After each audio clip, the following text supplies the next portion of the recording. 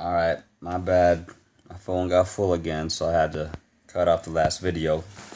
But as I was saying, the Bad News Project 2.0 blew up for 136 points last week for a 53-point victory, thanks to 20-point performances from Tom Brady, Jamal Charles, and Chris Johnson, whose new nickname is CJ 2.0K. So far, Project 2.0 is definitely an upgrade over last season, and with Arizona's 28-point performance on the bench, Coach Margate just might have to upgrade to Project 3.0 very soon. 2.0 with Arizona on the bench, add Arizona as a starter, and you got 3.0. Better than the previous version. At number 6, we got Gore Prepared Bolden Brown, who moves up 3 from number 9 last week.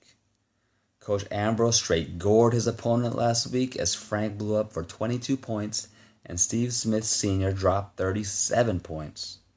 They came prepared and Bolden Brown the victory, although I have no idea what that means. To be honest, I don't really understand this team name anyway, since Bolden isn't even on the squad. And even if he was, Gore Prepared Bolden Brown? Is that a movie quote? I must not have seen it. Anyways, at number 7, we got Valerian Steeler, who drops... Oh, he moves up 3, number 10. I should know. He beat me. Shoot. Coach Dario lost Drew Brees to injury, but was lucky to get one of Coach Lee's former quarterbacks in Cam Newton, who supermanned 34 points to lead the Steelers to victory. Le'Veon, Keenan, and Jeremy Maclin each scored over 20 points, and fans all over the realm are spinning their Valerian terrible towels in excitement. Woohoo! Game ball goes to Coach Lee for dropping Cam Newton instead of Mariota. How could you drop Cam Newton instead of Mariota? Anyways, at number 8, we got Miska Muska Mickey Hauschka, who moves up 3 from number 11. As the Dolphins continue to struggle, Team Hauschka continues to flourish after blowing up for 137 points in a rout over the Comish's Girlies. AJ Green and Randall Cobb blew up for a combined 72 points alone, and it deserved a press conference from Coach Young. Looking forward to next week's press conference, where Coach Young plans to sing the theme song to the Mickey Hauschka Club that he does at halftime at each game to motivate his players. MICKEYHAUSC. Haka. At number 9, we got Show Me Your TDs. Yes, we do. Coach Lee moves up another 3 after starting off the season at the bottom of the rankings. But after his second straight victory, he was able to grab some TDs by smacking it up, flipping it, and rubbing them down with Adrian Peterson. I mentioned before that AP would get a boob job to score some giant-sized TDs, and he ended up scoring 2 last week. Those TDs were size double Ds, or should I say, tig old BDs. At number 10, we got Fuck Team Names, who drops 5 spots from number 5. Coach Perina still hasn't learned that the fantasy gods don't appreciate offensive team names. 2 weeks ago, they warned him by injuring Jay Cutler, and last week was strike 2 as they took out Ben Roethlisberger's knee. If he doesn't change his team name soon, expect them to take out newly acquired quarterback Joe Flacco. Oh wait, maybe Joe Flacco is the punishment. Coach HP's laughing because he kept Joe Flacco for $6 the other season, and he regrets it still. At number 11, we got It Urged to Lose to a Girly Team, who drops 5 spots as well from number 6.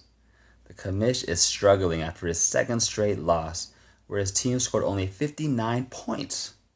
His lone bright spot is DeAndre Hopkins, who blew up for 20 points, while former Texan Andre Johnson scored 0. His career is done. Andre, if Andrew Luck can't help you, you're done. Perhaps it's time to trade DeAndre for multiple players because this squad was criticized before for not having a clear-cut superstar. Now it's time to accept the truth and add multiple good players for his lone great player. Is this a sacrifice for the MLB gods to allow the Astros to make the playoffs? We'll find out this weekend as I'm pulling for my A's to beat the Angels. But that was yesterday because they didn't play the Angels today. But they beat them the other day and stopped that streak. I hate the Angels. Hate them. Hate LA teams. Anyways, moving on to number 12, we got Game of Jones, who moves up 2 spots for number 14. Coach Aceto was advised to murray up and buy by trading away DeMarco, but instead chose to change his team name to Game of Jones, as in Julio Jones. So far it worked as he won last week, but Julio can only do so much playing through injuries and not practicing during the week. I think it's time to go to Plan B and trade away your lone Charger, Danny Woodhead, to Coach Margate before the San Diego running back strains his clitoris. You know he's going to. He always does every season. Woodhead's a good player, but man, he's weak. Okay, at 13 we got West Coast Defensive, dropping from number 7 last week. Coach Mondero lost in a blowout last week to Game of Jones, as Beast Mode only scored 2.8. As Beast Mode. Hello, Fabi. Sorry.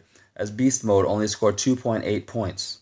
Even though he knows Beast Mode isn't even 100%, he failed to pick up Thomas Rawls off the waiver wire, who was a very solid pickup in our type of league where keepers only cost $1 when picked up off of waivers.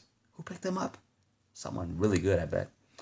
So that's the type of advice you can only get from here, because you're not going to get that from a subscription from ESPN.